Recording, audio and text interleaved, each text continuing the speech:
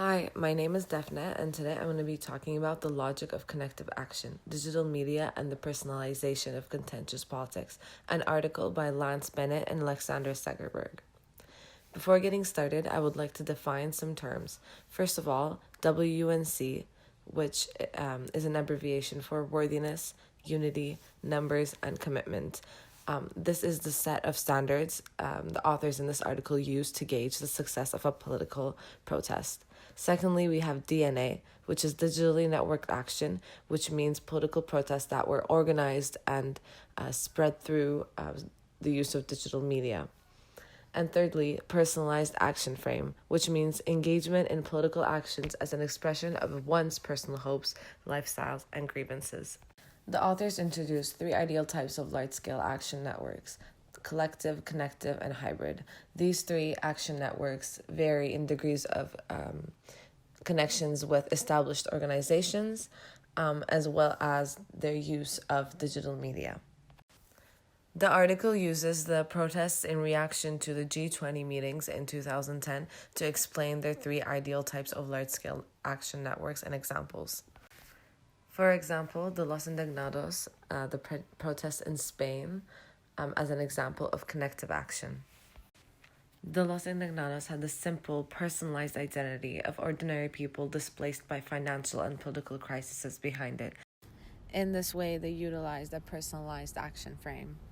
And this idea was communicated directly to outside publics using digital tech like Facebook and Twitter. They had zero involvement and ties to established organizations. It was all set up using DNAs, and there were protests in over 60 cities, generally positive press coverage. They were absolutely leaderless and achieved very high levels of WUNC. Other protests include the Put People First and the G20 Meltdown, which are examples of hybrid and collective action, respectively. The Put People First protest was a website launched by a loose coalition of non-governmental organizations with the centerpiece, "Send your own message to G20," making it a very personalized action frame, versus the G20 Meltdown, which had specific demands and beliefs, such as an end to the neoliberal policies of the G20 or an end to capitalism.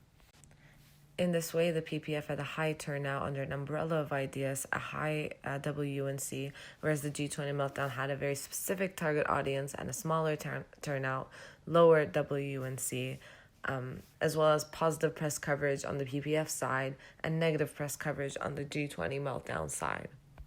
Basically, the collective action frames are more radical and asks their audience to pledge allegiance to specific political demands and the organizational agendas of the protest sponsors. It's more exclusive, it requires more sacrifice and involvement in ritualized actions. These actions could be anything from more violent protests to creative expression with costume demonstrations, theatrical shows put on to make a political point.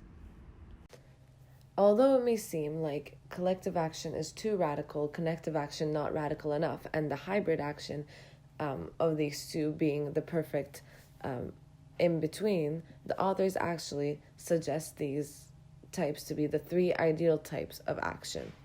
So, having heard these types of action in detail, which of these action formations do you think are most suited to be used for what kind of protests in what situations, and why?